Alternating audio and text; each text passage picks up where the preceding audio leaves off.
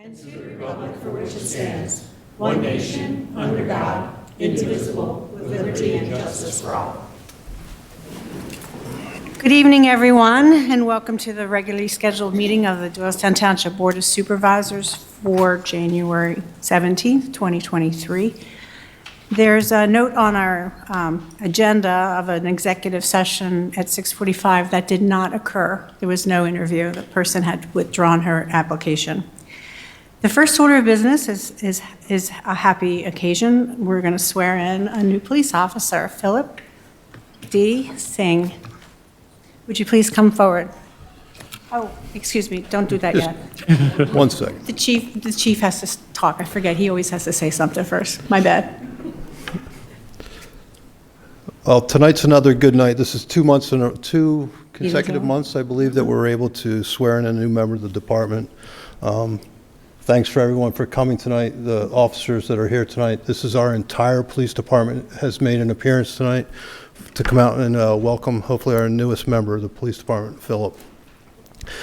In June of 2022, the department initiated the hiring process due to a pending retirement and possible future resignation. In December of 2022, a vacancy was created in the department due to the recent resignation of Officer Nafthalin. Through a 5-month vetting process, which included personal interviews, background investigations, criminal checks, polygraphs, medical clearances, the department has identified Philip Singh as a qualified candidate to fill the vacancy. Philip's 29 years old and currently resides in the Lafayette Hill, Montgomery County, Pennsylvania. He's a 2011 graduate of Bishop McDevitt High School and obtained a bachelor's degree from Penn State University's Abington campus in 2015. He graduated from the Philadelphia Police Academy in May of 2017, has recently been employed and in good standing as a full-time sworn officer with the Philadelphia Police Department. Philip has successfully completed all phases of the testing process, and I do believe that he's a very qualified candidate, which is a testament to him. At this time, I would ask that the board appoint Philip as a sworn police officer with the department and to conduct a swearing in. I'll make that motion. I'll second. Thank you. All in favor? Aye. Mr. Singh, now you can come forward.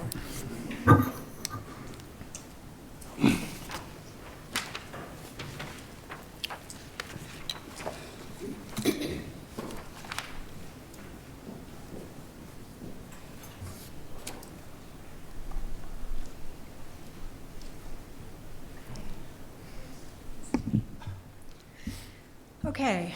The Commonwealth of Pennsylvania, the County of Bucks, and the Township of Doylestown. Would you repeat after me, please?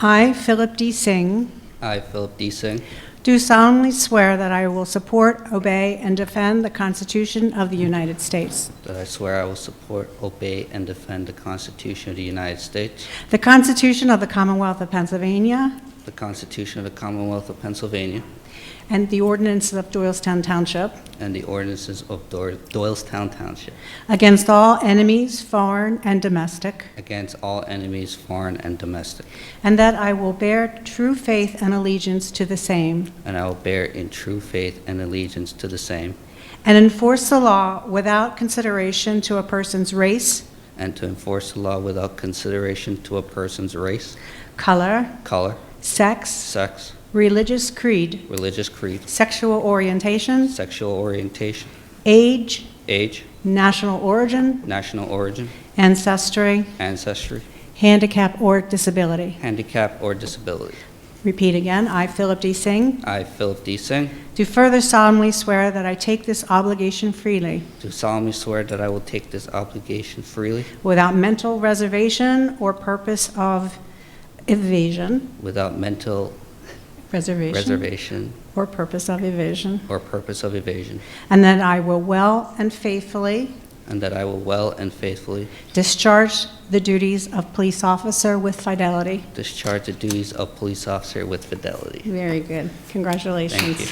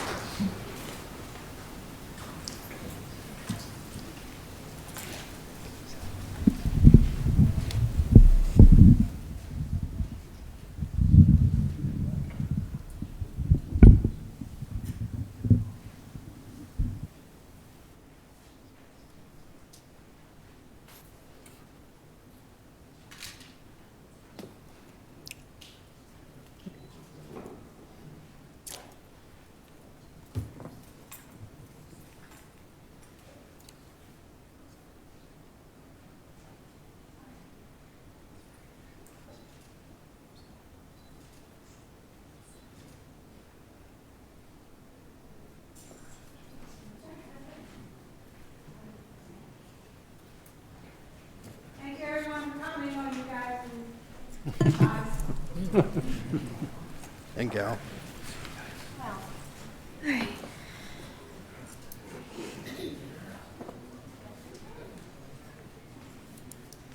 I'm from Northeast Philly. You guys is a category for involving everybody.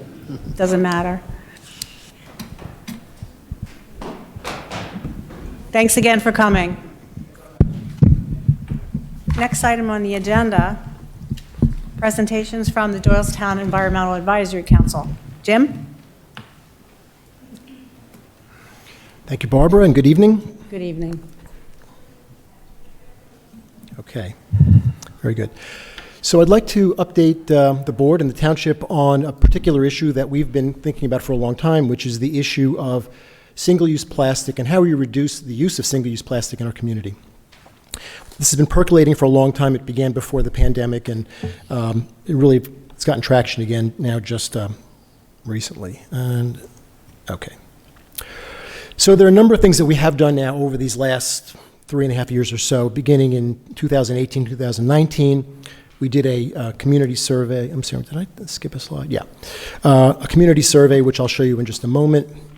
We subsequently developed an educational packet for the Board of Supervisors, and around that time, in January of 2022, the Board of Supervisors did approve a resolution for the voluntary reduction of single-use plastic, and we appreciate that. We subsequently developed an action plan to see how we would roll this out. This past summer, we conducted a door-to-door survey with businesses in the township to be sure that they were fully represented. We've been actively participating in a regional plastic coalition, seeing what other communities are doing. We've engaged the community at table events and on Facebook, and we will continue to do so. And most recently, we've created an engagement letter and a list of restaurants, because we would like to specifically address restaurants to make them, give them best practices for reducing single-use plastic, and let them know what's going on, how things are evolving in general. So very briefly, the community survey we did was posted on the township's website. We had 237 respondents. 80% of the respondents supported a reduction of single-use plastic, and 70% supported a ban on single-use plastic bags. Now, I'm not claiming that this was highly scientific. It's just a snapshot of the community, but in general, at least in this limited sample, the response was positive, and there were numerous comments, and many of which were quite helpful. A group of us, Kurt, Heidi, and myself, actually went door to door in the businesses around the township, and we were able to get responses from 15 businesses. And again, I'll give you just a limited snapshot of some of the data, and I think you have access to the rest of the data. We asked them how important it would be to be able to continue using single-use plastic bags, and not surprisingly, about 9 out of the 15 said that it was important or somewhat important to continue using plastic bags. I think in many cases this is the first time they've been hearing about this issue. We then asked them from a list of options what programs or policies they would support to reduce litter and generate and waste generated from single-use plastic bags. And 7 out of 15 suggested greater access to reusable bags. That's very sensible. 5 out of 15 would accept a fee for plastic bags, and 3 said that they would accept a ban on single-use plastic bags. But then when we asked specifically if they would support an ordinance prohibiting businesses from providing single-use plastic bags, in other words, a ban, only 3 actually said that they would either strongly or mildly oppose a ban. So only 3 out of 15 actually came down to it, said that they would be unhappy with a ban on single-use plastic bags. So again, it's a small sample, but it gives you a sort of a flavor for what these business owners were thinking. I will say just anecdotally that the big chain stores did not have any problem with this whatsoever. They know how to do this. Acme and Walmart and Kohl's, they know how to do this. It'll be the smaller stores that are going to have to adapt. Would you support a charge for paper bags? Actually, most said yes, which is interesting because, and this is now for the paper bags, because in the borough, that was actually the sticking point, was charging for the paper bags. So it's a little bit different from what the response we saw in the borough. So now let me switch gears a little bit. Doylestown Borough had a public meeting. They are going down the road of a single-use plastic bag ban, and they had a public meeting in September, I believe. It was well-attended, mainly business users, and there were a number of objections to a variety of things, but the main one was that they did not want to charge for the paper bags, because in many cases they were already giving out the paper bags for free, and they didn't now want to have to charge their customers for something that they were already giving out for free. And so in response to the public feedback, they actually dropped the charge for paper bags from their ordinance. I'll explain this in just a moment. In any case, the borough has now passed their plastic bag ban. It was approved in December. It will go into effect in 180 days. So at the end of June, single-use plastic bags will be banned in the borough. So I should probably just clarify one point. When we talk about banning single-use plastic bags, we're only talking specifically about the bags you get at the checkout, right, that you put your stuff in. If your loaf of bread comes in a plastic bag, that's exempted. Dry cleaner bags, those are exempted. The stuff your potatoes comes in, all of that stuff is exempted. It's only the bag that's given at checkout which would be banned, in favor of either a paper bag, which includes recycled material, recycled fiber for a material, or a reusable bag, which of course would be the best way to go. I also want to point out, for those of you that are interested, the Bucks County Audubon Book Club is going to be discussing a very interesting book called Thicker Than Water, which is a quest for solutions for the plastic crisis. That'll be on January 26th, and you have the link there. And we encourage people to listen, because it'll be an interesting discussion about the scope of the problem.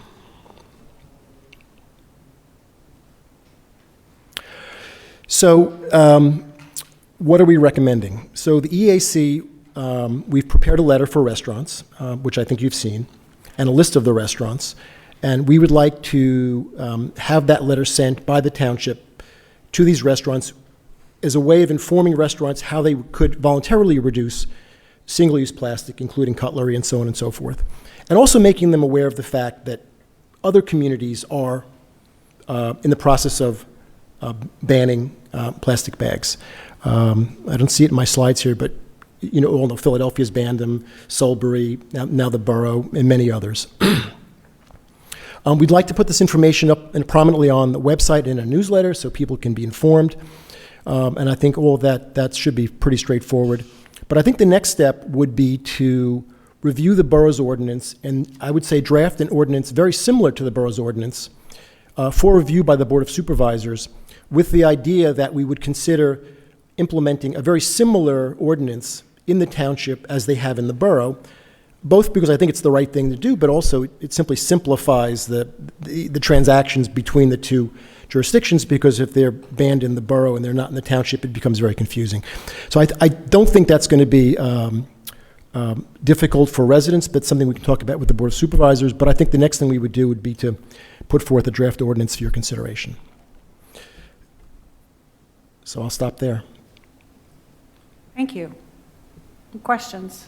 Yeah, Jim, I have two questions for you. The first pertains to those three businesses that said they would strongly oppose. Did they give any reasoning why they strongly oppose? Is that a crucial part to their business? I don't remember specifically which three those were, but I will tell you the comment that I heard several times, and it was from pizzerias, because in the summer, if you put a cold soda bottle into a paper bag, the bag gets soggy and it breaks. So that was the one specific complaint we heard, was about condensation on plastic bottles and the paper bags break. So that's the only feedback I can give you on that point. Okay. And my second question, I know the EAC is doing a lot, and I hate to ask more of you guys, but if we are to consider this going forward, I would appreciate it if the EAC could take the time to make additional recommendations for the township itself on what we can do to limit our input, not just on single plastic bags, because we don't really use them much here, but what else we can do. One of the things we've done recently up here on the dais is get rid of water bottles up here. So steps like that we can start taking. I saw that. Bravo. Well done. Things like that we can start taking as to be an example going forward. If we're going to pass this ordinance, we should, walk the walk. Thank you for that. I fully understand. EAC is also guilty. We have meetings occasionally, and we bring water in plastic bottles, and we have to do better than that. Were these the 15 businesses that you spoke to that Yes. are listed? Oh, no, I'm sorry. No, the ones listed, no. So we went to the 2 large shopping centers south of the township, down on 611, the Kohl's and the Barnes down in there. And then we went to the shopping center where is it Weiss's, I think, just north of the borough. So we walked those, and then there were some smaller shops along 611. There was, there's a pizzeria on that little strip mall along 611. So those were, there are a lot of businesses, for example, over in Bailiwick, but we didn't go to all those businesses because there's just too many of them. So are you recommending, and I'm just trying to visualize it, that it would be all paper bags, no plastic, and they would or would not charge? Well, That's what I was trying to, right. yeah. Yeah, okay. So the way the borough's ban works is that single-use plastic bags are banned, the ones that you get at the register. And the options would then be a paper bag, which contains 40% recycled fiber, or a reusable bag. Now, we would strongly prefer that people use a reusable bag because, using paper one time creates a different kind of a problem. Mm-hmm. Yeah. Okay? Jen, you have anything? I did. So the 15 businesses, how many businesses do you think, are you guessing this would impact in the township? Well, I don't know how many businesses there are in the township. That's kind of an issue, is we don't know who everyone is doing business in the township. These are the ones that are basically retail, let's put it that way, retail or food. The businesses over in Bailiwick, for example, are largely professional services, right? So it's a different kind of business model.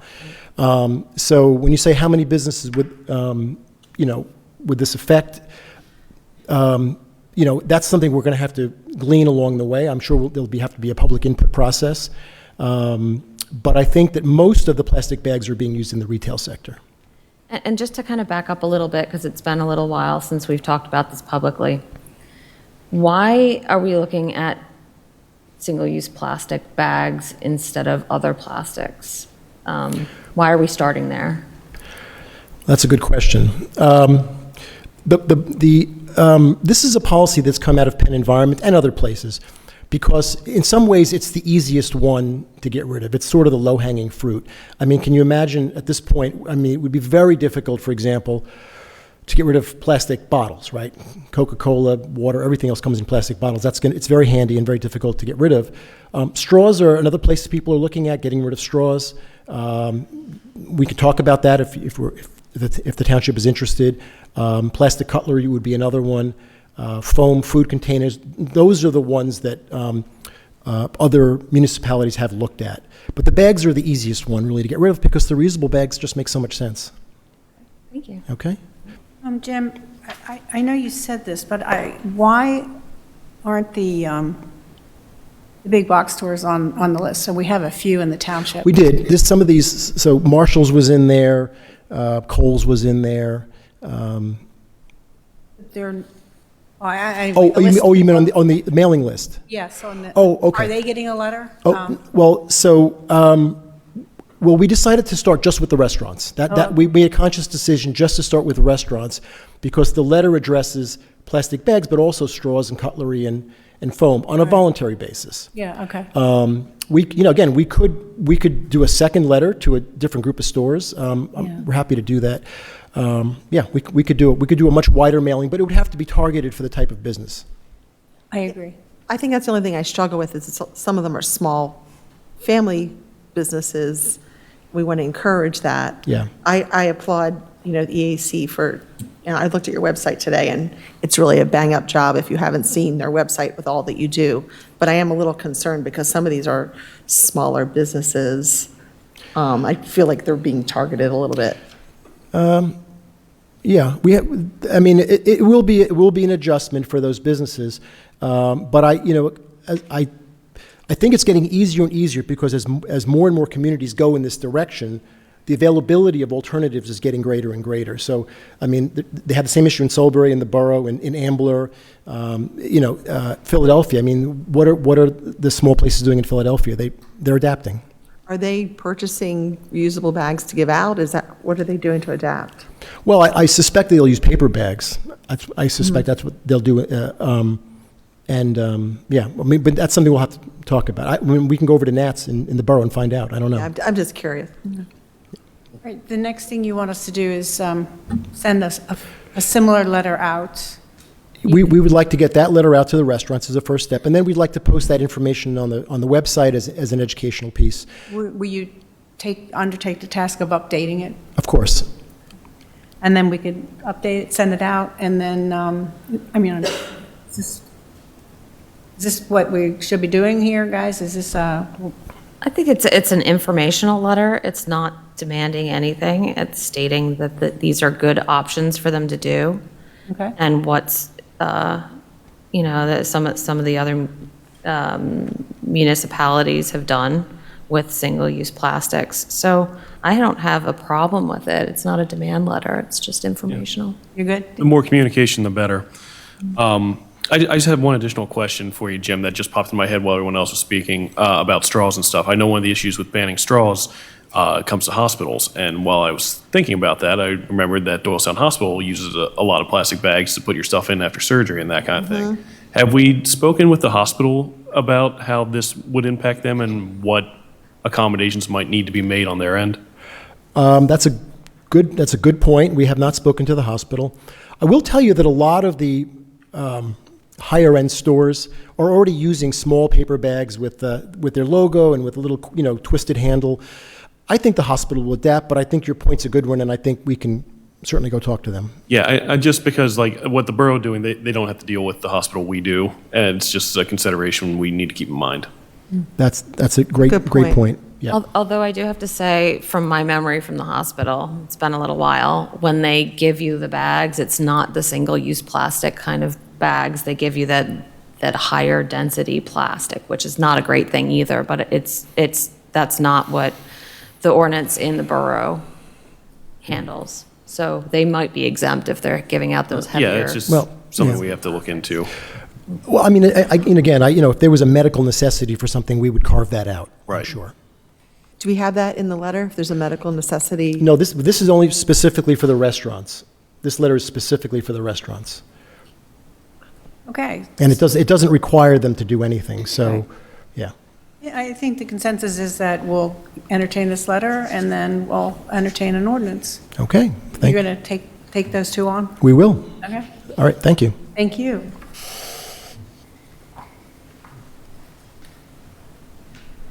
Okay, any public comment regarding agenda items? All right, hearing none, we're going to... You have a, Only agenda items. And non-agenda items are addressed at the end of the meeting. Can I speak to the presentation? Yes, please take the microphone, identify yourself.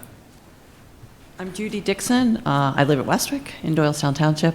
To the presentation, I would like to know, I know that I've heard that there's an issue with the bags that are the reusable bags, that they kind of can pile up if a restaurant keeps handing out reusable bags. It can be a problem too. So reusable bags might not always be such a great solution to that. So it's just something I thought might be brought up. Okay, thanks. Any other comment? Okay, moving on to announcements. We're going to be closed on Monday, February 20th for President's Day. Next regularly scheduled meeting of this board will be Tuesday, February 21st at 7 p.m. Applications are now being accepted by the Board of Supervisors for vacancies on the following boards and commissions: the Agriculture Security Advisory Council, Capital Campaign Committee, Finance Committee, Historical Architectural Review Committee, and a Pension Advisory Committee. If you're interested, go to our website, info@pa.org. Christmas tree drop-off anytime at New Britain Road entrance to Central Park during December and January. Leaf and yard recycling is the third Saturday of each month from 9 a.m. to 11 a.m. and the first and fourth Tuesday of the month from 9 a.m. to 2 p.m. Drop-off is the New Britain entrance to Central Park. Next item on the agenda is the approval of the minutes from the reorganization meeting on January 3rd. Everyone had a chance to review the minutes? Yes. I had a question. Dan, in the creation of the committee, Capital Campaign Committee, it says that you would serve as chairman of the Capital Campaign Committee once formed. That is a good point. I don't believe that's what I agreed to. No, I thought, I thought that I that have was- jokingly agreed to it, but No, I would ask for that correction. The chairman of that committee will be selected by the committee, if there is to be one. So, okay. Any other changes or corrections? Is there a motion to approve the minutes? I'll make the motion. I'll second. All in favor? Aye. Thank you. All righty then. Next item, correspondence. We have a resignation from Bob Schaefer from the Park and Rec Board. Sorry, Mr. Schaefer, he's great, so he's moving on to, he's still a member of other boards and commissions in the township. And at this point, I would like the board to consider appointing Don Borden to the Park and Rec Board. He did interview, there was not a position open. Rather than re-interview him, I would ask that you consider that appointment now. I'll make the motion to accept the resignation. Barbara, I'm sorry, can you just clarify? When he came to interview, he had served prior, is that correct? Yes. And he'd had okay, I know who it is, I just want to make sure. Okay, I'm sorry. Or to clarify, sorry. I would like to make the motion to approve or accept the resignation and approve the appointment of Don Borden. I'll second that. Okay, all in favor? Aye. Was that a yes? Or? Yes, that was a yelp, but it was a yes. Okay, reports from the solicitor.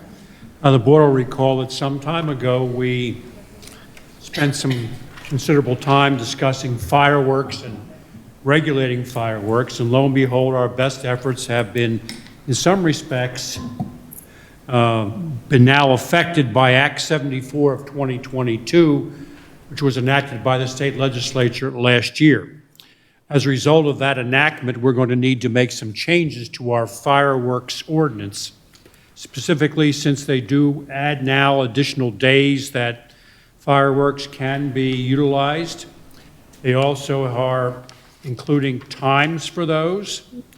They've included the exceptions for agricultural purposes, which I can understand, and they've also identified they can't be used within 150 feet of a building or vehicle. I think you've seen the red-line version that you got from Judy Goldstein, so I think tonight we're just asking if I should prepare the appropriate ordinance and schedule it for a public hearing.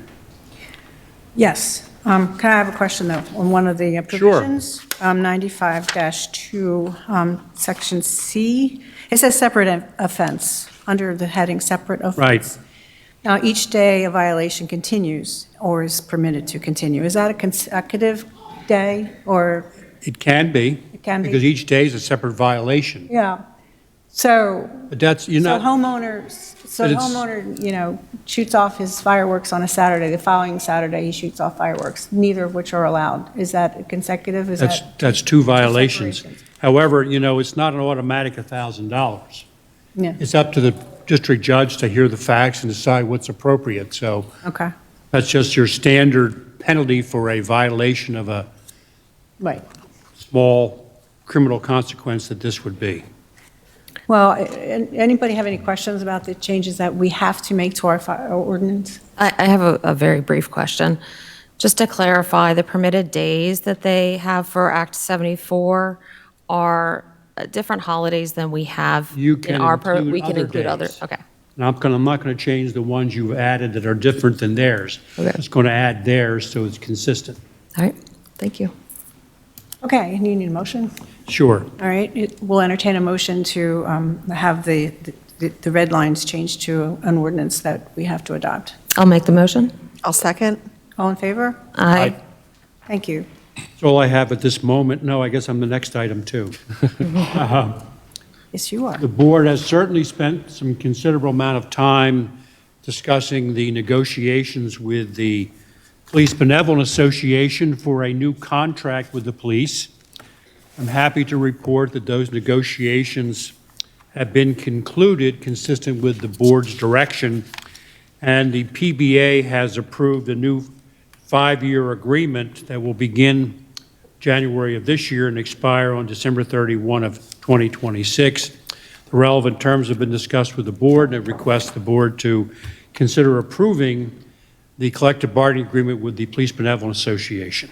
Okay, I'll make that motion. I'll make the motion. I'll make that Oh, motion. you'll make it. I'll second then.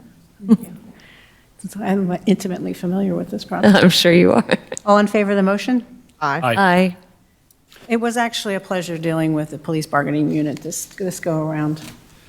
Now, that's all I have at the moment. Thank you.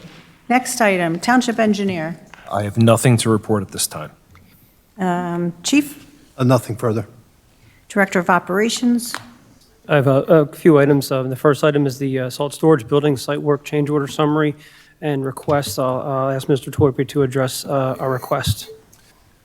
So as part of the salt storage building project, we were able to utilize some excess material and create another area for storage for our Department of Works.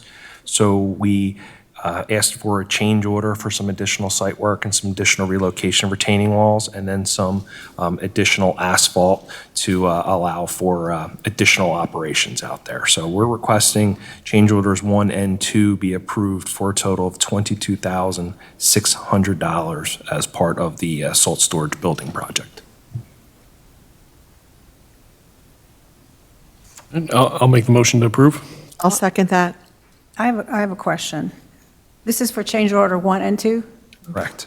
And maybe it's just ignorance on my part, which is probably the case, but it looks like change order 1, you're evacuating and dispose of and installing, and then on change order 2, you're evacuating the existing asphalt and installing.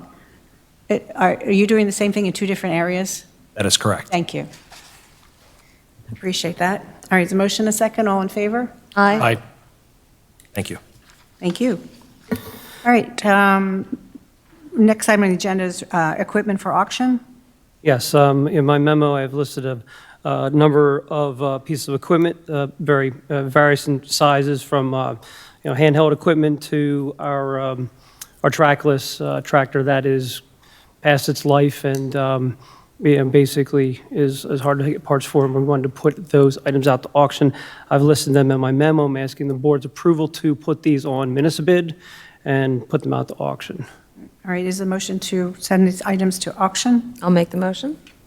I'll second. Thank you. All in favor? Aye. Okay, the Park and Rec Community Center, Site Civil Engineering Services addendums. Correct. We have 2 addendums from Pickering Courts and Somerset for the site civil work for the Park and Rec building. What I'm calling change order number 2 is for additional services required to obtain our NPDS permit. Includes additional survey, delineation of the wetlands throughout the entire Central Park area. So that includes survey, actually field delineation survey, updating of plans, and then preparation of documents to go with the NPDS permit. That's change order number 2 in the amount of $9,590. Second change order is amendment to our Act 537 plan for the, Stephanie, correct, help me out here exactly what it covers. The planning module, that's what I'm looking for. It's for our planning module. So it's to do a full planning module for the project, and that is in the amount of $7,350. I'm asking the board's approval of both of those scopes of work. Okay, is there a motion to approve both scopes? Can I just ask a question? The additional services from 7/7/22, that was part of the solar study? That was just, it just retro back? Is that what that is? Yes, it is. Okay. Is there a motion? I'll make a motion to approve. I'll second. Thank you.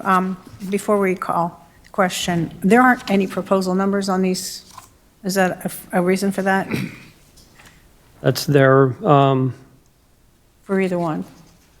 we have Job for either one, numbers. no, that's their format. We don't have proposal numbers. There's Exhibit A, Exhibit 1, which job number is amendment wetlands, and the other one is amendment Act 537. So that's how I listed them in my memo. All right, I'm just looking at the ones, what's given us from Pickering Courts and Somerset. Correct, They don't have any proposal numbers on their documents. correct. Okay. Do you want That's proposal standard? number? That's I their don't know. format. That's the way they, I see an empty space and I want to know what should be there. I can have them completed if we need We to. don't need it, we don't need it, just ask. Yeah, they don't. All right, there's a motion and a second, all in favor? Aye. Thank you. Thank you. Training manager, training manager, township manager, training requests. Correct. First request is from our Park and Recreation Director for our program manager and our director to attend the annual Pennsylvania Park and Recreation Society Conference, March 19th through the 22nd, includes an overnight stay. Is there a motion to approve this request? I'll make the motion. I'll second.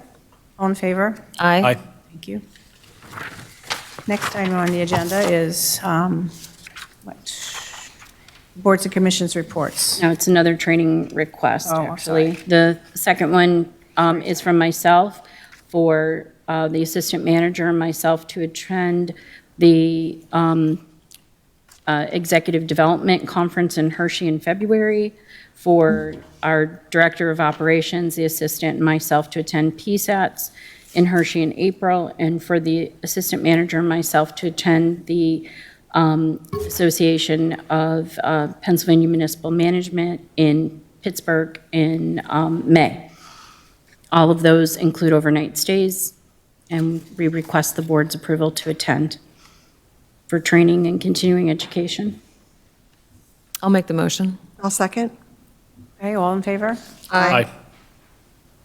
Okay, Boards and Commissions year-end videos. Yes. Stephanie sent us a memo saying that rather than have videos, I was at this meeting at the EA's tab. Rather than do the videos, which were all out of date by the time we saw them in 2022, that we go back to them reporting in person. And we'll take that first Monday in June where we don't, that first Tuesday in June where we don't have a meeting, and schedule those presentations for that day, that Tuesday, the first Tuesday in June. Is everybody okay with that? Yes. Yeah, do we have an idea what time of the day we're thinking for that? 7 o'clock? Would you prefer an earlier time? I'm Yes, in. you would, wouldn't Yeah. you? No, but it's fine. 5, I can make. It can be either way. late, if we could start. I at think 5. there is a benefit to being around 5 because it could give the chairs time to talk amongst themselves, which is something I think we need to facilitate more of. Okay. So you okay with the concept? We're done with the videos. They will talk at the half-year point in time in June about what they've done so far in '23 and then what they propose for the next 6 months in '23. Okay, I don't think we need a motion for that, do we? No. But we'll need to schedule the meeting. Thank you. Okay. Zoning hearing board solicitor rates. Yes. At the last board, at the board's reorganization, the chair of the zoning hearing board indicated the zoning hearing board fees, and as it was indicated, they select their solicitor, but the board approves the fees. Mr. Panzer, their zoning hearing board solicitor, who they appointed at their first meeting in January, has provided us with their fees. They are attached for the board's review and consideration. You didn't yet. We didn't already approve his? No. Okay. Is there a motion to approve the High Sports attorney for the zoning hearing board? I'll make the motion to approve. I'll second. Thank you. All in favor? Aye. Okay. Next item, Zoom Thompson Performing Arts Series.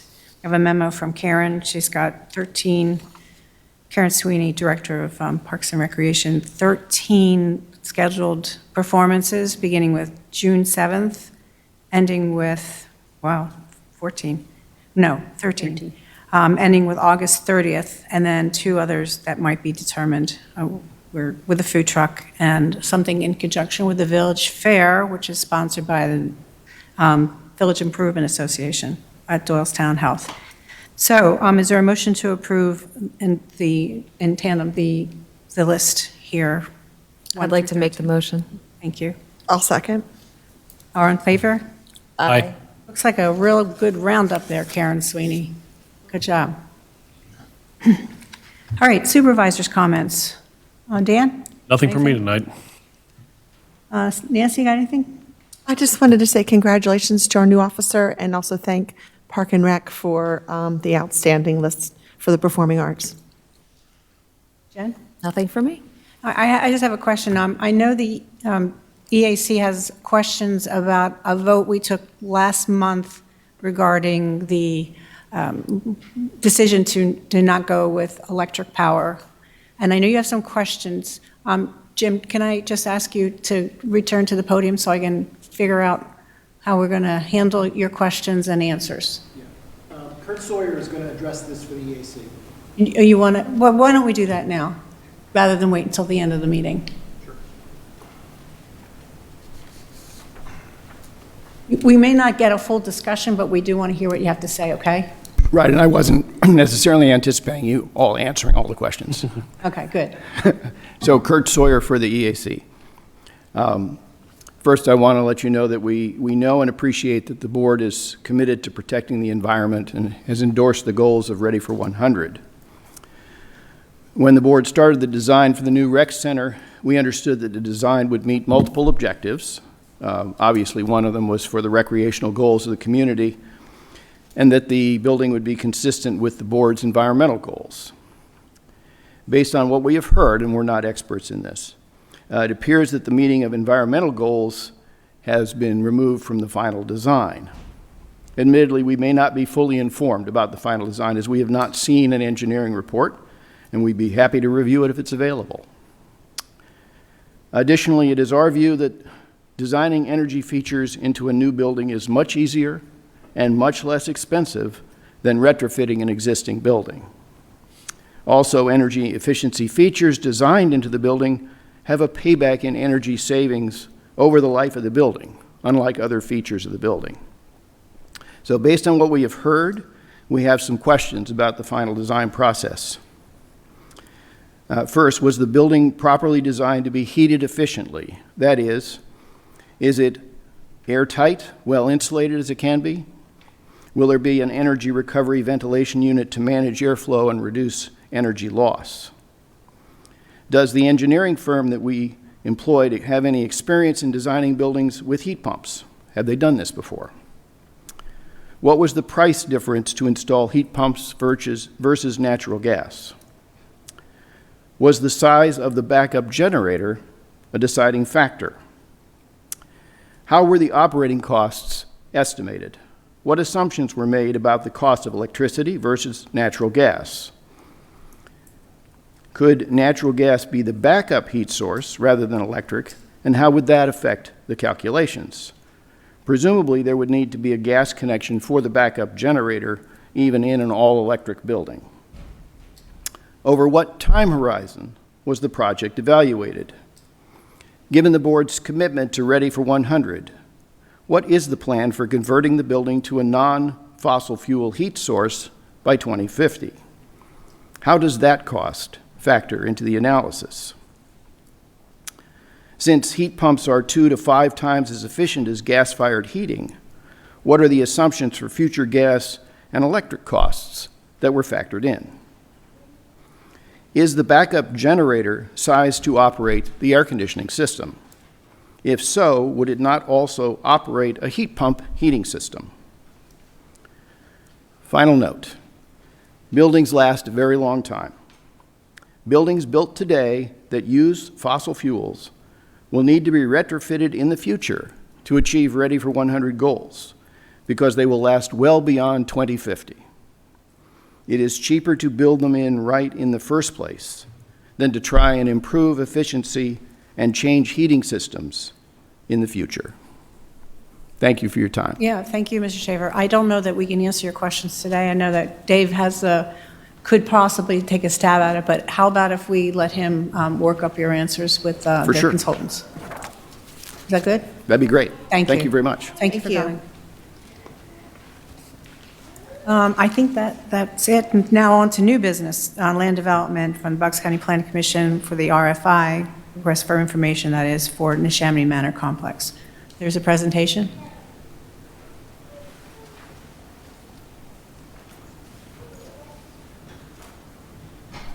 We can do one of two things at your pleasure. You can't do anything until you're in front of a microphone.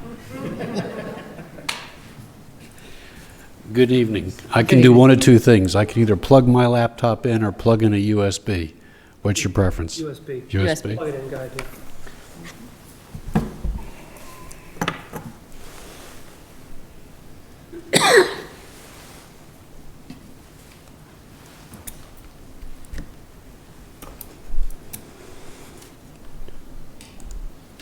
Bear with me one second.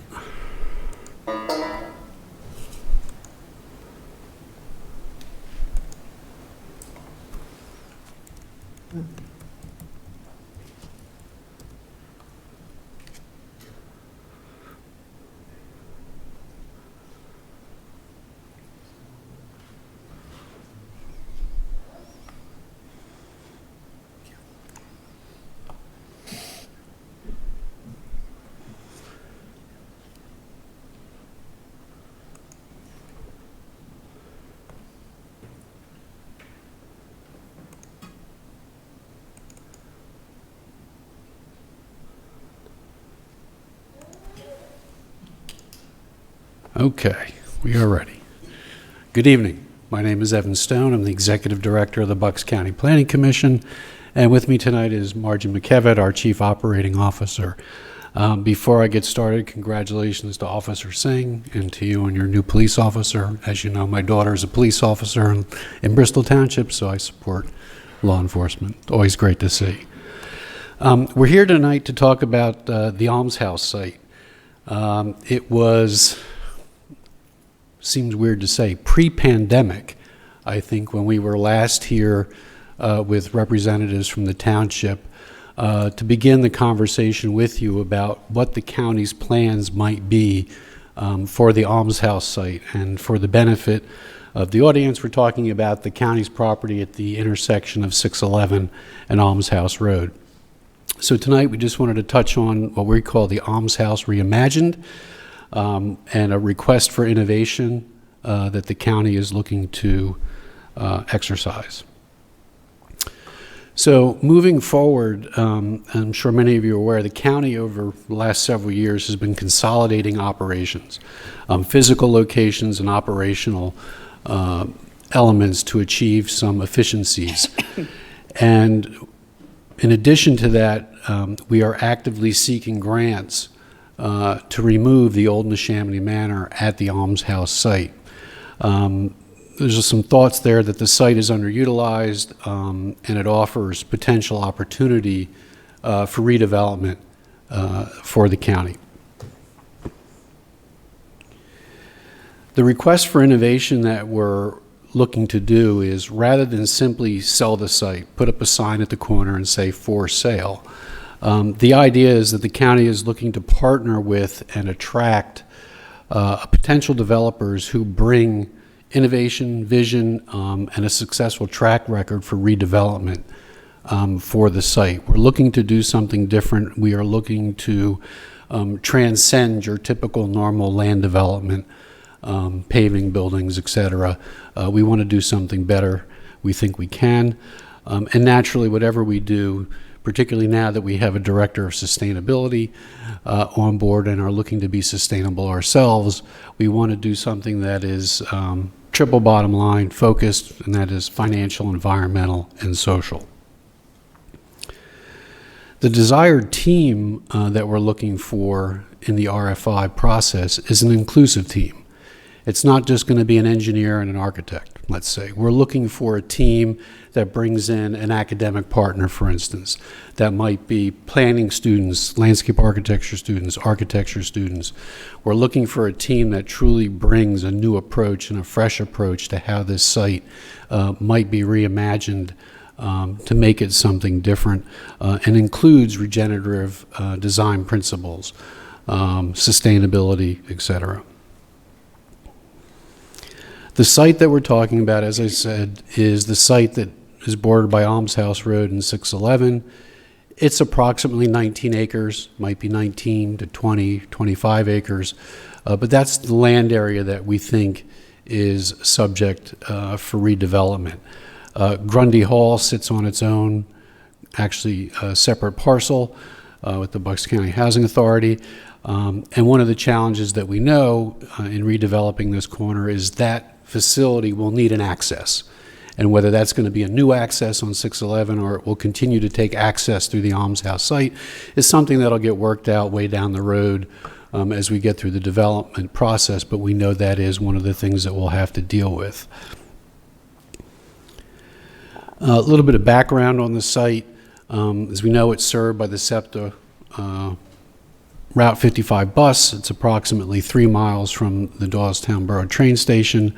It has access to the DART bus system, access to Doylestown Point Plaza and the Barn Plaza retail centers, and it's about 8 miles from the Willow Grove interchange. So from a geographic location, we believe that it has a lot of advantages to a potential developer and a developer team. The vision that we see for the site is to consider a blend of attainable residential, commercial, institutional, and civic uses interwoven within a walkable campus that encourages multi-generational engagement and well-being around unique and inviting public spaces. Again, we're looking to transcend. We don't envision another retail center, per se, with fields of parking and a strip center. We want to do something different. The objectives are to embrace the site's history and local significance in the history of Bucks County. For instance, anything that we do will preserve the Almshouse and the old Bucks County Hospital itself.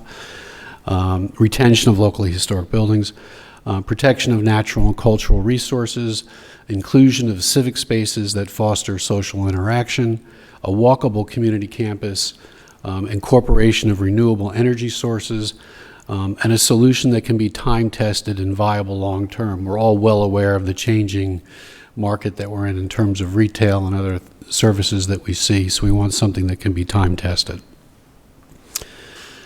The program that we're thinking about is, in addition to those uses that are currently permitted by your by right zoning, which is the institutional district, is that we'd like the team to think about other potential uses. And those uses could include, as we said, retail, commercial, residential. And when we talk about residential, we're talking about attainable, multi-generational, market rate, and live, work, and potentially even veterans housing as part of a mix of residential on the site. And when we say attainable, we're not talking about low-income housing. We're talking about attainable workforce housing that's geared towards folks that make too much money to qualify for subsidies, but folks like my son who don't quite make enough money to compete in the open market, either in terms of rent or ownership. Could be hotel, conference center, restaurants, dining establishments, entertainment, light manufacturing, such as assembly, biomedical technologies, and others as may be imagined. Again, we're looking for a team to come to us with ideas.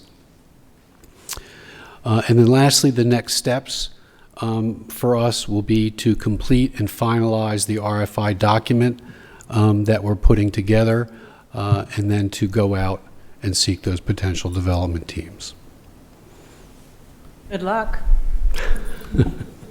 Thank you. Any other questions? What's your timing like? What are you thinking? I mean, I remember this conversation a couple years ago, so I know it's. I think we're looking in to lieu get of the some, market right now and what's sort of happening. I'm just sort of curious. Yeah. I think the And then hope is to get something done this year, at least to try to get out to RFI and see what responses we get.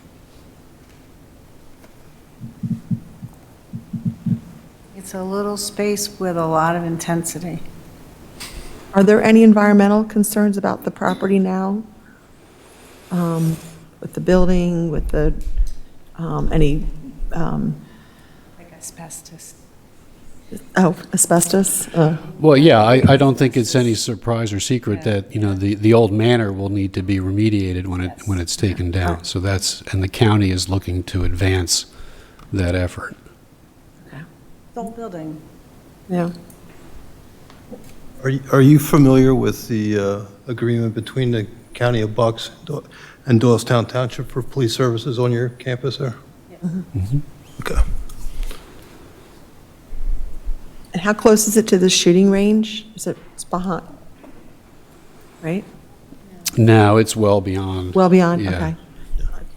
In earshot, but on the other side of the creek. Yes, I just know when I'm at the dog park, I can hear it, but I don't. yes. I can hear it in my office as well. Any other questions, comments? Like I said, good luck.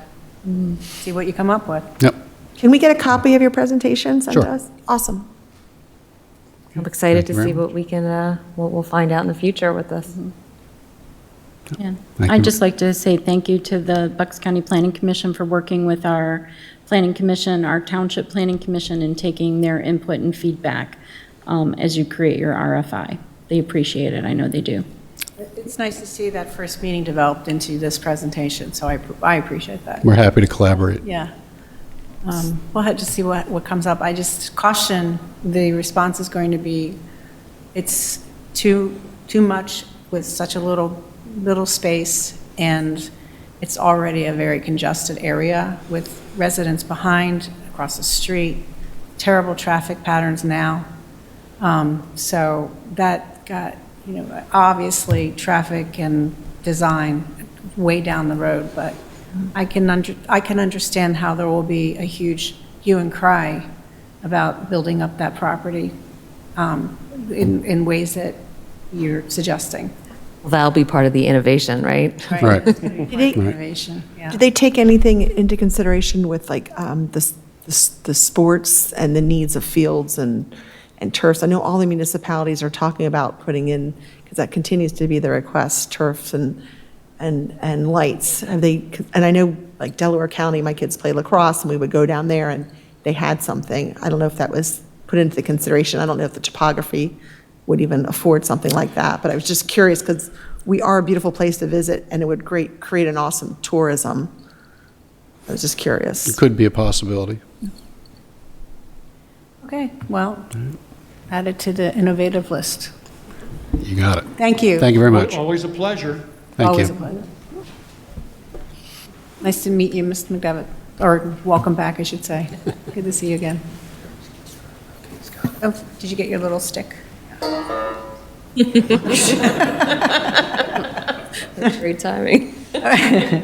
Okay, other business, Doylestown Country Club Trail If I Easement. may, when the Doylestown Board of Supervisors approved the land development plan for Doylestown Country Club, one of the conditions was the receipt of a trail easement along Pebble Hill Road, I guess it's Pebble Hill Road, the extension of Green Street. And it's before you for your approval. I think between Stephanie and I, we're satisfied with the content. The Country Club has signed it, so I would request that the board approve the easement document, understanding that it should be signed by your vice chairman and not by Barbara, because she's recused herself in connection with the Country Club project. I'll make the motion. I'll second. All in favor? Aye. Aye. Recuse? Abstain? Abstain. Abstain.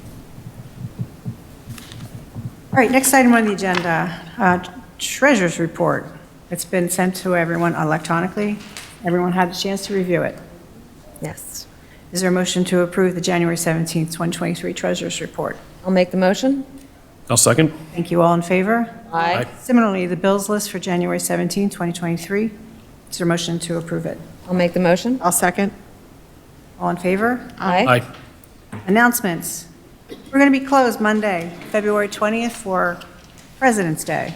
We're next going to meet on Tuesday, February 21st at 7 p.m.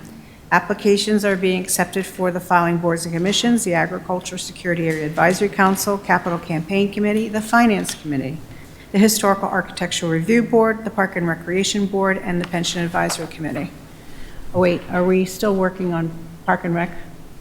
No, you, All right. just because you. We filled all the Park and Rec spots right now, okay. If you're interested in serving on any of these, except for the Park and Rec Board, which is complete at this point, contact info@doylestownpa.org. Christmas tree drop-off is anytime at New Britain Road between now, through January. And Leaf and Yard Recycling is the third Saturday of each month from 9 a.m. to 11, and the first and fourth Tuesday of the month between 9 a.m. and 2 p.m. And the drop-off is the New Britain entrance to Central Park. Public comment. Any public comment? Since you had your hand up earlier there, Mr. Snyder.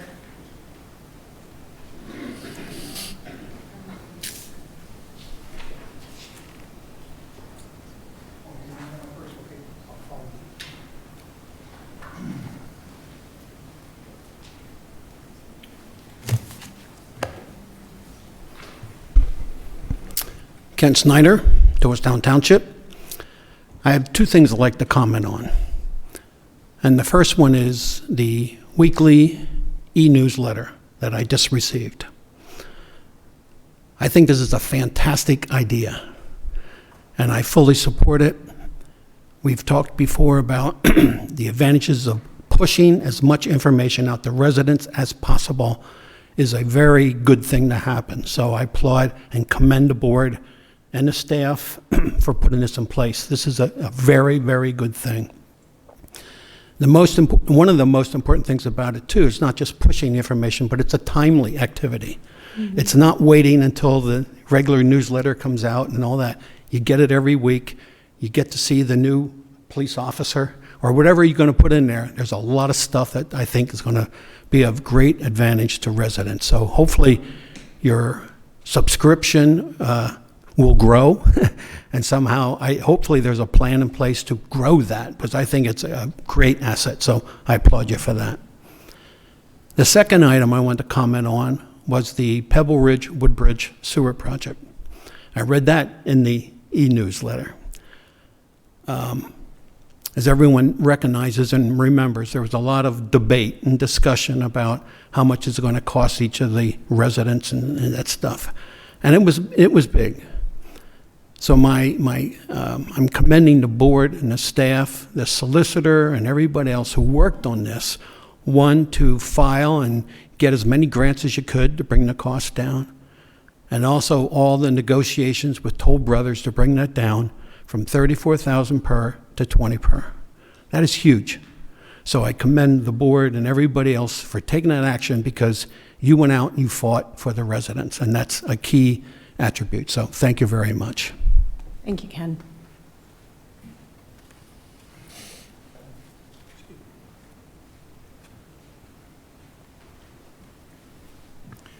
Good evening. Petter Cox from Doylestown. I want to comment on two things. The first deals with the EPA's planning for the single-use bags. I would ask that you go to bagalliance.org and do some additional research, and you're going to find, as an example, the reusable bags, none of which are manufactured in the United States, none of which are currently recyclable in the United States, and all have to be shipped offshore to be recycled.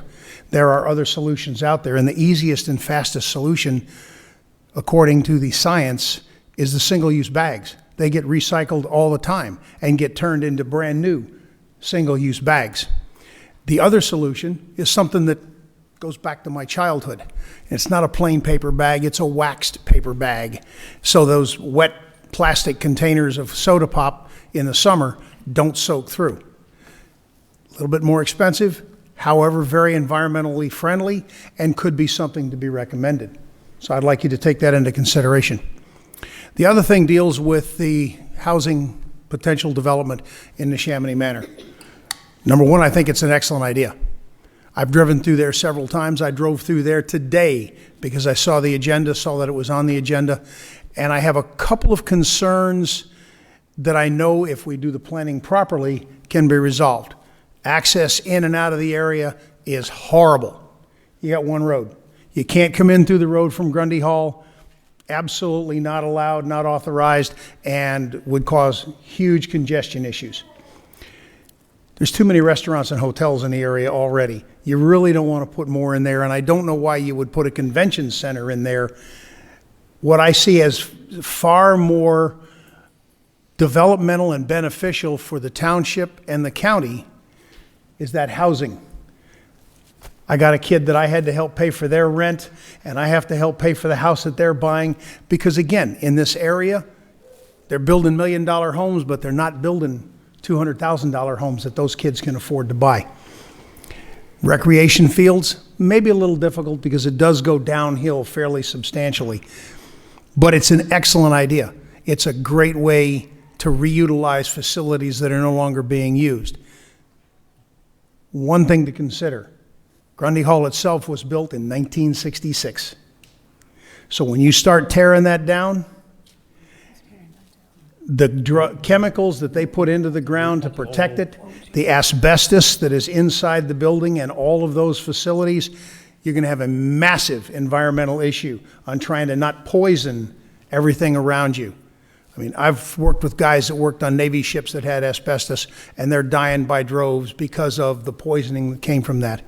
So I think it's a great idea. It needs a little bit more planning and maybe some consideration of things not to put in, but you're really going to have to plan for the environmental side. Otherwise, it's never going to get approved. Thank you. Okay, who's next? Just to clarify, Mr. Cox, that we're not knocking down, the plan's not to remove Grundy Hall, it's in the Neshaminy Manor, which maybe is what you meant. It has similar I'm not talking concern. about knocking down Grundy Hall, No, but the yeah, old right. Neshaminy Manor building, which has been abandoned. I mean, I drove by today. There's holes in the windows. There's nothing going on, but it was built in 1966. Right. And that's the concern from the environmental perspective, the asbestos, the PF flame retardant chemicals that they put into those buildings back in those days. I mean, my whole family was construction engineers except me, and I know what they went through, and I know what my father suffered from later in life because of all of those things.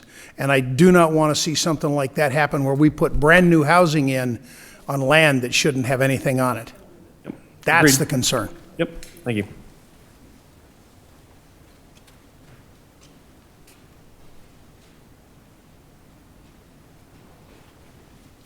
Hello, my name is Steve Johnson. I'm a township resident, lived over in the woods of Sandy Knoll, or Sandy Ridge, the woods of Sandy Ridge. I live in Sandy Knoll. I am here today to just present an idea about the proposed reconstruction of the sports courts after they're removed and the rec center is being built. I prepared some stuff, and I really like to just talk, so I'm going to talk more than that. I have no preconception that I'm going to come here and wow everyone into changing their mind about something. You don't even know me. It's your first time meeting me. So, but I have fallen into this role that I am the spokesperson for the tennis community in Doylestown Township, and also for the Bucks County Tennis Association and its involvement in Doylestown Township. If you don't know, BCTA is a nonprofit community tennis association that's run out of the United States Tennis Association. And Laura Canfield lives down in Longhorn, and but the BCTA operates throughout all of Bucks County.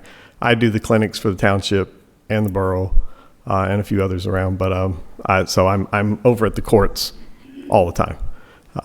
And along with me are several tennis kids, parents, adults who play, enthusiasts, and along with that, I also threw together Friday afternoon, just to kind of give you an idea of the support that we have, an online petition to try to save some of the courts.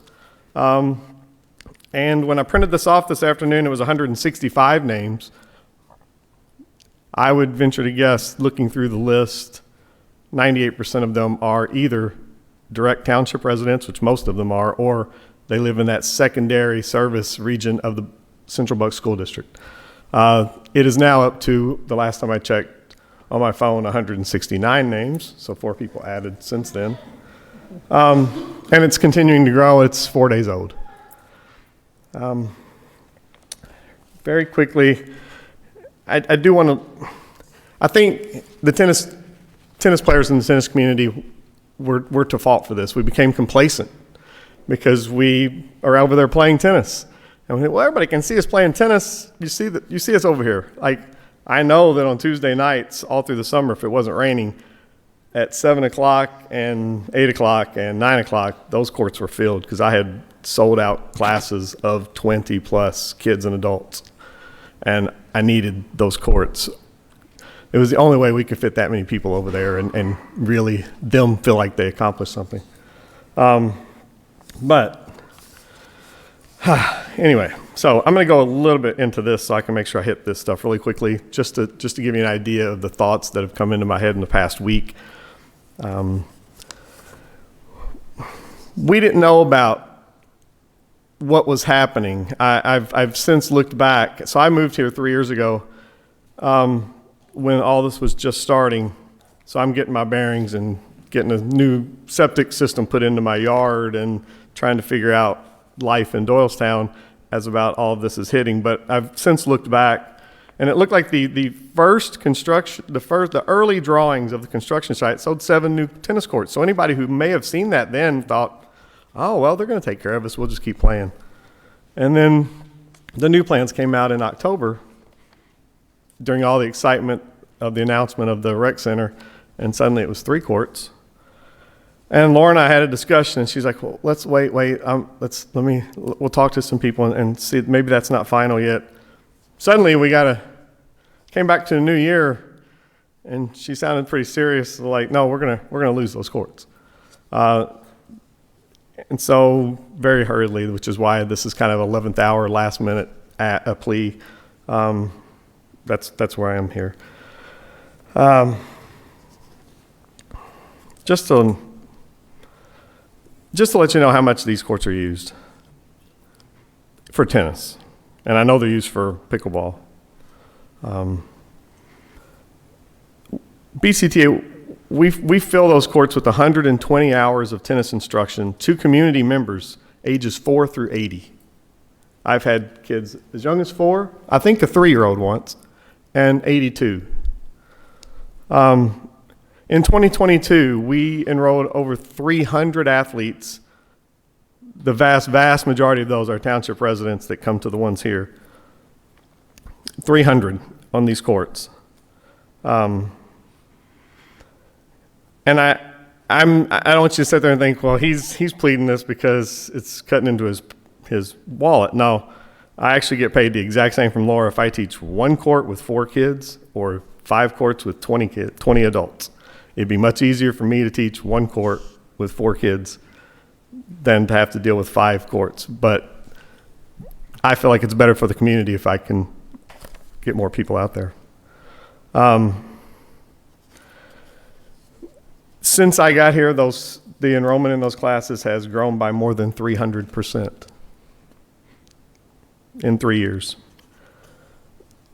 And I know pickleball is, and so I'm actually at the end, I'm going to ask you, I'm going to let you know I'm not picking a fight with pickleball or basketball, either one. Kind of changed my mind in the last day or two. But pickleball is seen as the fastest growing sport, 40% rise in 3 years. Do you know tennis has grown 33% in those same 3 years? So it's important to really look at raw numbers, because tennis started with a much larger group and we've still risen 33%. There are 23.6 million tennis players in the United States, which means in the Central Bucks School District, there are about 8,000 people who consider themselves tennis players. To give that a little perspective, there's about 8 million pickleball players in the United States and 27 million people who play basketball at least once in a year. But that numbers for basketball players has stayed very even, about 3% increase since 2016. And if you're thinking about serving a community as a whole, keep in mind that tennis is played by all ages, nearly evenly females and male. For comparison, 83% of basketball players are males under 40. And I say that because when I'm looking at the plans, there's 2 full-court basketball courts and 6 pickleball courts, but there's only 3 tennis courts, when there were 5. Last thing, a 25-year study published in 2021 in the Mayo Clinic Proceedings found tennis to be the healthiest, life-adding sport in the world. It's from the Mayo Clinic, so take it for what it is. A couple things I've been disappointed with, and then I'll be finished. I've been a little bit disappointed looking back that as the rec center project was started, Doylestown Athletic Association, PA Rush Soccer, and the U.S. Pickleball Association were invited to be partners, but no one ever asked BCTA or the USTA to partner, and they had been running a fairly successful program right there for years. In a webinar just this morning, the township found out that there's grant money available from the USTA to help construction of courts, and actually that money jumps 60% from $15,000 or from $25,000 to $40,000 if you go from just 3 courts to 4 courts. So just to get to it, I'm really asking for some creativity and to see if there's any way we can keep at least one of those tennis courts that we lost, where the proposal is to go down to just 3 from 5. And 4, really, in addition to opening up more grant money from the United States Tennis Association, it will allow us to continue to serve more people in the community than 3. 3 starts to be pretty tough. And I'm just going to leave it at that. And I know what's going to get done is going to get done. And I would love to answer any questions, but I don't think it's too late. I know it's very late in the process, but it's not absolutely too late. So I'm hoping that we can do the right thing and find some way to add at least another court. I love that there's 6 pickleball courts. I play pickleball. I grew up in a basketball state. If you don't know my accent, I'm from Kentucky. Played lots of basketball. Love basketball. So I have no quarrel with them. It's a big area. I wish we could find enough to make it for everybody, since we serve so many people that come over there. Can I ask a question? Sure. Because I'm a tennis family, grew up tennis. So I remember when they brought up and they decided to go with more pickleball courts to tennis courts. And I did ask, and I know in our feasibility study, when we looked at participation, I think the dogs and our tennis were our biggest participants. So I'm sad that you're here tonight, but I'm glad you're here to advocate for yourselves. If you need 4 courts, is that in order to be able to rotate when you're competing, basically? Is that? Yeah. I'm assuming this the same thing with pickleball. It's got to be a certain number of so courts. with BCTA, yes. So that 4, it gives us, one, it opens it up to, I can keep 20 people in, because I can have a court where I run a clinic and people are playing if I'm all there by myself. Like, our enrollment doesn't have to drop as much, but yes, it also allows a little bit better of a rotation, and it also allows, so Laura and I have been talking about starting a youth tennis league, but when we start looking at it, we're going to need 4 courts. So our only option is probably to go somewhere else if we do actually start up a youth tennis league. And by league, I'm talking very small. We're going to go like a few days out of as we go in the middle of our already pretty packed calendar, where we give the kids more of a chance to kind of compete and play instead of just, take lessons and things. So. Thank you. Yeah, I know Wimbledon got everybody a little excited last year. So, all right, thank you. Thank you. Thank you. Thank you, Mr. Johnson. Karen, do you want to speak to 5 to 3 or 5 courts to 3 courts if you want to? Briefly. As we started to look at the site, and I know 6 and 3 sound like a comparison, but they're not. 6 pickleball courts is roughly 1.5 tennis courts. They're not the same size, they're smaller. But when we looked at the site and we started to make the move, what we've always done historically is look at balance and how we can serve. At different times, different things have arisen. When we built the dog park, the field folks came out of the woodwork. Dave and I looked, we sat with the engineers, tried to figure out how to get more in there, but the site is so big. We could take more athletic fields. and do that, but we know where that's going to go. So in the end, it's not an issue of not wanting to provide things. It's what we've always done is look to provide balance and serve the community as best we can. We did look at what are the tennis courts in the area. So we're not the only tennis courts in the area. It's great. If we could do it, we will. And we got a great talk with the USTA today. We got some information. There are technical grants that we can apply for to help look at specifications and make sure they're constructed properly. We talked about offering up the blended lines on the pickleball courts to provide room for the red ball tennis, the smaller kids. So we are looking at different options, but in the end, we still have to provide balance to our community, a little bit of something for everybody. So it's not for or against anybody. It's simply trying to provide service within our community. Do we have a partnership with pickleball? BCTA has been invited to every function that we have. I'm just asking about pickleball. Pickleball. We don't have a partnership at this point. We've spoken to different ambassadors in pickleball. The Pickleball Association has ambassadors, so we've spoken and coordinated with 3 of them. We have spoken with BCTA, all of our feasibility studies, all of our interviews and on-site and process and public participation, they were invited to. Right. So their data from the feasibility supports that the tennis community has been using and is has been one of the largest users and has a large we love community tennis that participates. Yeah, we love tennis. So we love them all. So the pickleball, I know it's rising, but we haven't really established that partnership yet. Oh, we have a partner. We have a partnership. We hire BCTA as our instructor, our tennis instructors. I'm talking for pickleball. We don't have somebody. So I guess A my partnership point for is, what purpose? Well, Do we have any partnerships? Yes, with we've spoken to a number of people. Pickleball wanted, originally when we started talking to them, they wanted 12 courts. We said no. Is the pickleball open over at Camp Curiosity? Did that reopen or not? Yes. It's So a there is- different purpose, different, we were talking about public courts, public use. Okay. So there is, because I That's know it's private for pay. That's a large, Yep, and we've spoken with Jeremiah as well. And in fact, the public meeting we had, Jeremiah and Laura were in the same building, and we had a lengthy conversation about tennis and pickleball. So we're not opposed, the Park and Rec Department, the township's not opposed to anything. We want to serve as many people as we can.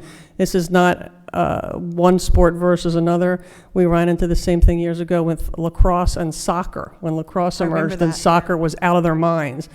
This is, if is there a way you want to look at 4, we can look at, that's up to you guys. There's cost to that.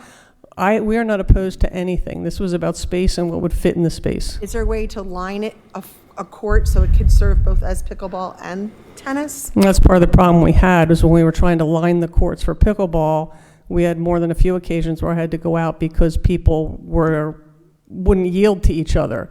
So if we do that, all the tennis courts will have, if we put all the tennis courts back and no pickleball, they will all have pickleball lines on them, not the blended tennis lines. So we had a good conversation today with USTA. They were supportive of the blended lines on the tennis courts. We agreed to that. We would be happy to put some blended lines on the pickleball courts to help with that, or the pickleball courts, and open them up for some of that additional instruction. So we've worked very hard and offered a lot of opportunity for balance and trying to create a balance between the two. It's like soccer and lacrosse. You're trying to be so fair. We're always fair. If we already have the data showing that there's a need, I guess that's why. Right. I would hate to say we have a need for both. There is no less need for one or the other, or no more need for one than the other. This is about our community. And I would say we already have a partnership. Yeah. I guess that's why I want to be a good partner. Yeah, we will, and we have been for a long time. Okay, thanks. Sure. Anybody else? It all depends what you're in.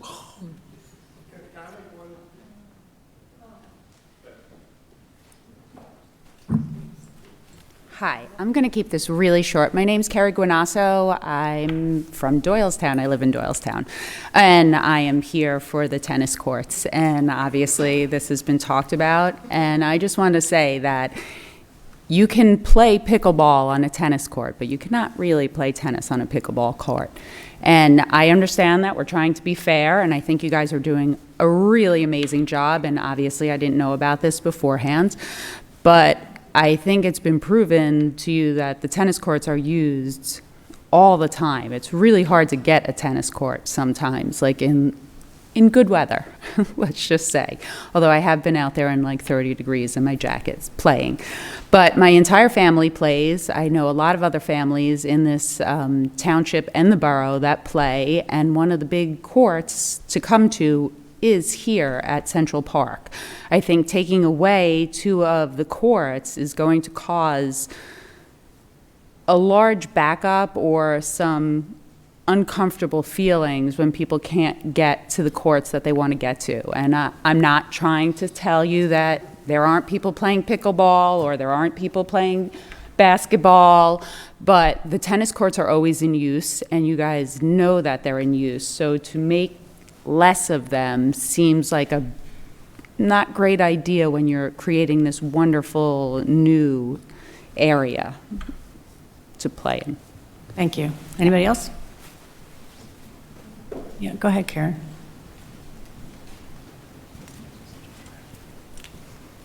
I think what Steve is actually putting forward is that if there were the ability to have one more in the tennis courts, and obviously there's a cost to that, so the question is, can it fit in, which we don't know, and 2, do you want to pay for that? So like I said, we're not, nobody in this township is opposed to anything, but we do have to find the balance. How there is a budget, how is it going to be paid for, and whether you want to try to reconfigure that somehow. All right. So, and there was more comments. Can we try not to repeat what's already been said? So, in an interest of moving this along. Yeah, so my name's Eric Escoto, and Are you a township resident? Yes, I'm a township Thank you. resident off the Lime Kiln. And, I think we met Coach Steve. My boys, I have 4 boys, and my oldest is Eric Jr. there, sitting there. And I'm a baseball guy. Grew up playing baseball my whole life. Never really played tennis, but I signed him up for fun, just BCA. With Coach Steve, and now all my boys, they don't want to play baseball, they want to play tennis. And in the summertime, we come here as much as possible, and it's hard to even get courts with what we have 5 courts here. We play all the time, my kids love it, and it's one of the only that have lights. So we drive around trying to find places to go. And with 4 kids, going to the tennis club, it's like, I'm not taking my 4 boys, so let's try to find a community. So I just think that it's so important, crucial to think about, okay, how could we create those pickleball courts to be tennis courts, and then make it so that you can play pickleball on that as well. And so if there's a way to make both sides work, great. Let's just try to find a happy medium. I do think that there is a gift that we're having with the BCTA. It's a gift for this community to be able to have that program run. It fosters community, people coming together. And so it would be great to be able to keep that going moving forward. Thank you. Mm-hmm. Anybody have something else to add? Can I go to this? Sure. So I'm a resident. I do live. You need to identify yourself if you would. My name is Heather. I live on Turk Road, Alms House and Turk Road. I have had an issue for several years with the traffic on Turk Road. I've had several meetings. Nothing has ever come to fruition. And now I'm hearing that there may be additional traffic due to some sort of building. Is that correct? They're sending out for requests for plans, innovative plans. So we haven't.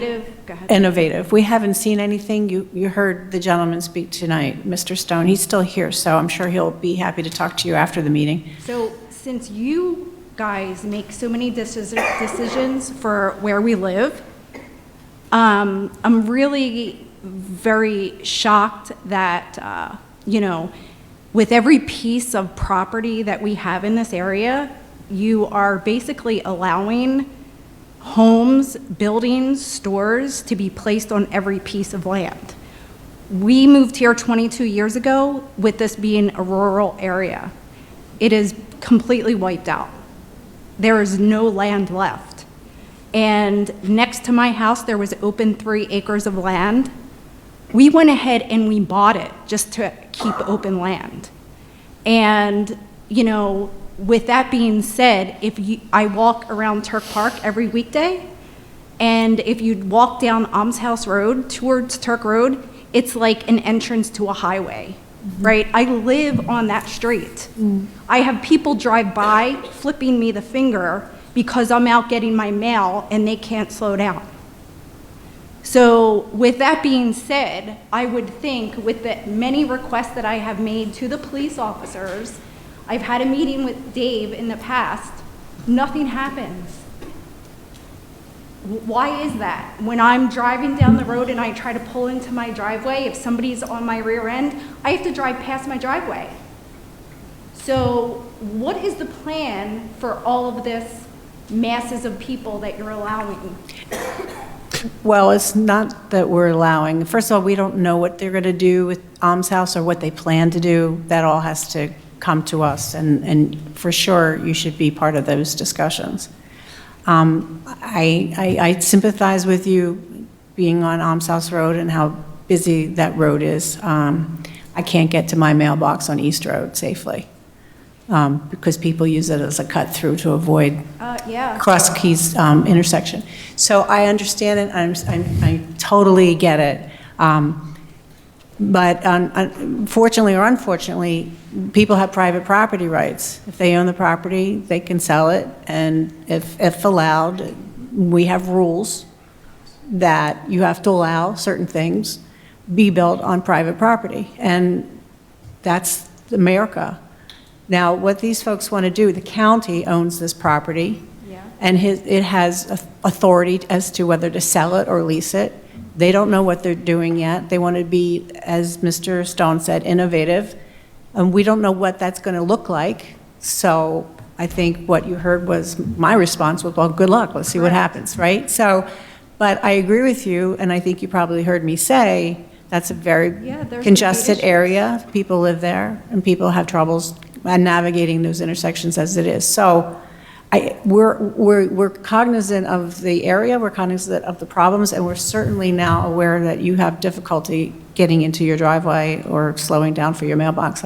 I'm very sorry about that, and I suspect that, you know. If I could interject from the police department standpoint, it's my understanding that you met with the township, including the police department and the director of public safety. I did in July of 2020. In June of this year. July. Okay, July of this year, and that you were given information about our local traffic advisory committee and how that function works and the basic premises of traffic calming measures. At that point in time, we did take a proactive step and have had our traffic counters out there, I think 3 or 4 different times since July. That's a high number of incidents for the placement of these objects where we normally have to spread them around the entire township. So we have taken a proactive step to try and circumvent and get information and data collected for the steps that you were informed how to take.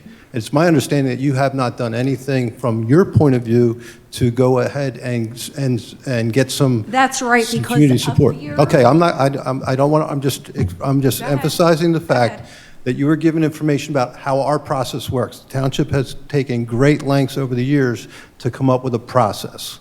That process has been in place for a number of years, and the township adopted it. All we ask is that you take the steps that's part of the plan to get the endorsement from your neighbors so that we can move forward further. The police department has taken a proactive step.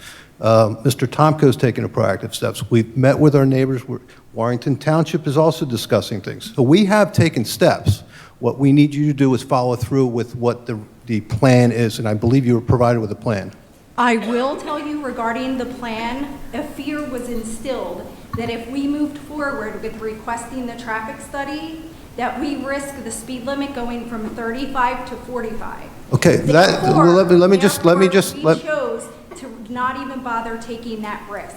If we're already bothered by 35 miles an hour, the let me finish. The colonel from Warrington, or the corporal, he said, based on his study, that he would allow that street to go up to 45 miles an hour. So therefore, we did not want to risk 45. Okay, ma'am, we cannot control Warrington Township. We do have a working relationship with them. It is factual that certain information could rise the speed limit, but I'm telling you, from my 35 years of experience in this police department, we have never done it. We have never. Why hasn't anybody said that? Because a fear was instilled Because into us. no. I not think what we're trying to make sure that everybody has complete disclosure of the potential. Okay, we never said we were going to raise it. That was never said in any conversations that I'm aware of. Well, you weren't there. Okay, you're right, but I am kept up to date with this stuff. And it's my understanding that we will continue to have conversations with you. Tomorrow, you're going to have a conversation with. But I wanted the board to be aware that this Okay. is a situation that residents. Okay, of the and again, the Board of Supervisors is the ones that adopted the plan that the police department and Mr. Tomko follow. So we may need to talk about revising some sort of plan. No, you have to go, The plan is the plan. We're going to stick with it because it works. Chief is inviting you to go through the process. Without raising the speed limit, ever. Ma'am, I would never recommend raising the speed limit. Okay, there's. Not what I was told. But thank you, so now you're aware of how we feel where we live. Okay, thank you, absolutely. Anybody else? Okay, hearing none, seeing none.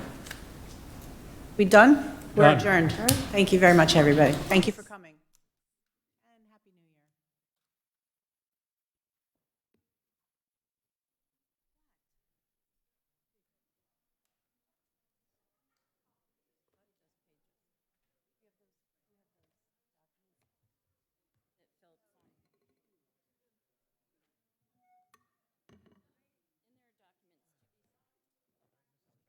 We have checks to sign?